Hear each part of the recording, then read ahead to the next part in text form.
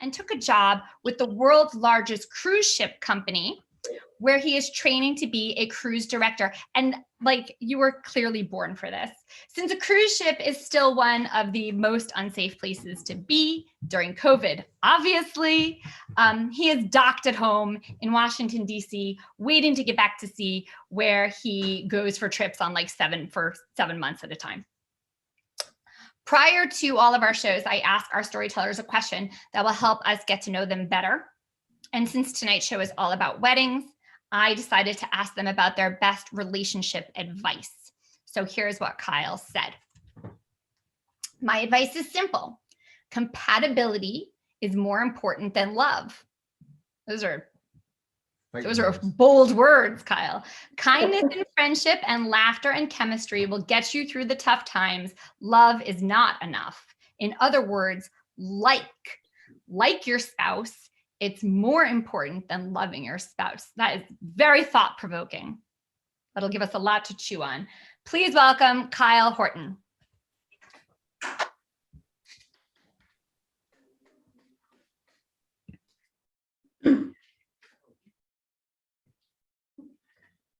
It's 2017, and I'm sitting in front of my computer looking at an email that just popped up from the mob. That's MOB. That means mother of the bride. 5 days ago, I married Cassandra, the daughter of the bride, of Donna and Nathan. I was their professional wedding DJ. And I read this email, it's 2 paragraphs, but I can only remember the first 3 sentences. It says, Kyle, I know you didn't do it on purpose. And I know that people make mistakes. But the fact is, my daughter's wedding is ruined, and it's your fault. That's all I remember. And the only word I can see in that whole thing is ruined. Because I'm there to entertain, to play. And when things go wrong, I'm there to fix it. Mistakes will happen. And a mistake happened with Cassandra and Nathan on their day. Mistakes are going to happen. And I kind of like to lump them in like 3 categories. Like there's like the visible mistakes, the kind that I am visibly making a mistake in front of everyone else, but I vamp. Like one time I'm reading a love story about a couple in front of the couple, and I'm telling their engagement story to a room full of 250 people on a tablet. And I'm holding it, kind of portrait, right? Except the tablet wants to rotate. It thinks gravity pulls that way to the right. So I hold the tablet like this, and my script keeps rotating to the right. So I move the tablet 90 degrees, rotate, 90 degrees, rotate. And this is happening in front of 250 people. But what I figure out in real time is that if I rotate it like 43 degrees, it doesn't rotate anymore. And I only have to read a 4-minute story doing this. And it worked. It was a mistake that I fixed. Then there's the invisible mistakes, the kind where I pull up in front of a venue, it's at night, I have an assistant named Brandon, and I'm inside talking to the vendors, and I'm figuring out where I'm going to get set up as a wedding DJ. And I tell Brandon, go out to the truck, get my keys in the door, and unlock the trailer and bring in my gear. Cool. Brandon comes back 2 minutes later, he says, there's no keys. All of my gear, everything is in this locked trailer. And I'm like, oh my God, I'm in a small town America, and I'm 40 miles from home where my backup set of keys is. So we go outside and we start doing that annoying thing that a person does. And I hate it when you lose something and somebody goes, okay, let's backtrack your steps. And I'm like, I have a system. I put the keys in the door of the car. That's where they go. It's a big, gigantic floating thing, keychain, because we live on the water. And if you drop your keys in the water with this thing, it's going to float. It's like a little buoy thing, and it's orange. So Brandon says, retrace your steps. I said, I remember sitting right here on the trailer frame, and that's the last time I saw my keys. And then I looked down. The orange buoy has wedged itself on the outside of the trailer. I've driven 40 miles from home, an hour away, the keys dangling against the street, still hooked to the trailer. So I opened the trailer, the day is saved, and nobody knew that this happened. And there's a third kind of mistake. It's called a doozy. And that's what I did for Cassandra and Nathan. It's their ceremony. And I'm the sound engineer. Basically, I don't do any talking, but my job is to play the right music at the right time. So I'm about 20 feet away from the preacher, the officiant. He's got his lapel mic on. I can see the groom can see me. And we've got Cassandra, the bride, at the top of the hill. We've even timed it. It's 1 minute and 17 seconds for her to get down this hill with her dress and her train. And the song I'm going to play is called Me and You by Kenny Chesney. She picked it special. And I have one job. I look at the officiant. He looks at me. He gives me the nod. I stop the music and I press play on my iPad from Apple. And nothing happens. 1,000, 2, 1,000. Still no music. I press play again. And I look at the screen. There's no Kenny. There's no Chesney. There's no me and you.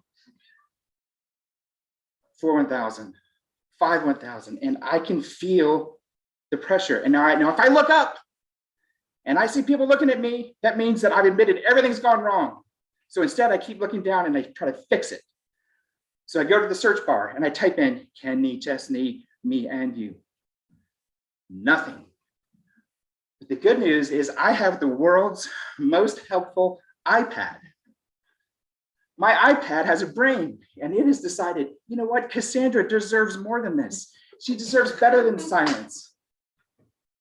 She deserves some music, Kyle. And you know what's a great song to play at a wedding? People seem to love this. And I think what Cassandra deserves right now is some Black Eyed Peas. The song is called Boom, Boom, Pow. And it goes like this.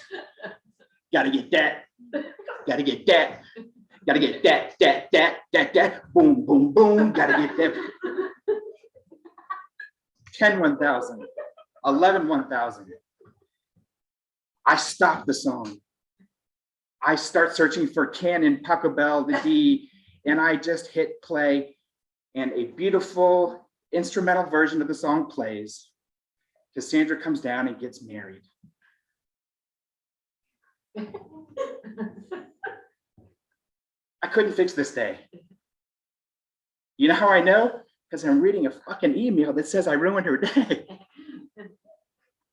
For me, I look back on it and I think, I'm kind of glad that I met Cassandra and the mob, Donna, because it informed how I present my business to the world. In other words, there are going to be mistakes. Stuff will happen. You have to decide now how you want to handle it. The second thing I'm happy for and thankful for is fucking Apple Computer. Because my iPad that I bought from Apple, that was supposed to play a song that I bought from iTunes, didn't play, and it created an experience where now I know how to present my business to me.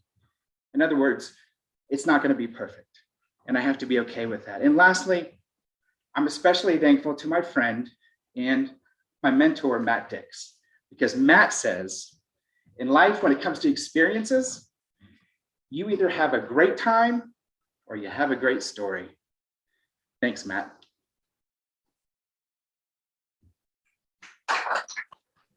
Yay!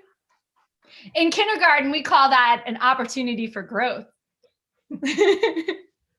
which you definitely had. Oh my gosh, Kyle. You know, I wonder if their marriage was successful. Trust me, I went on Facebook before I told this story. I went on Facebook before I told this story to see and hopefully find out that there was a demise of some kind in their marriage. If the whole thing was hinging on Right. whether Right. Kenny Chesney, wait, not Kenny Chesney, Kenny Kenny Chesney Chesney. Right. was going to play, then Right. that's not a solid foundation. Because stuff happens. I concur. And I also want to add, you had a big day today. I did. Can you just tell us about your big day today? Yeah, my dad is 83 years old and he got married today about 5 hours ago. And this is my whole family here. And we all were at the wedding. Oh my God! Congratulations! When I first heard the response to your story, I was like, oh my God, somebody has their mic on. But it's your crew. Right. That's amazing. Congratulations. Yay. Congratulations, Kyle's dad. Thanks. I hope that his whole future isn't hinging upon whether the Kenny Chesney song played. They had a saxophone player that played for about 4.5 minutes. So that's always a win. Amazing. Right. Congratulations. And congratulations on a story well told. Sit down and relax, Kyle. Thank you very much for sharing that awesome story with us. All right, you guys. Oh, next up is my husband. I was like, who's next? I couldn't remember. It's my husband, Matt. Matt is a 5th grade teacher. He is an author of a whole bunch of novels and a nonfiction book that is a guide to storytelling.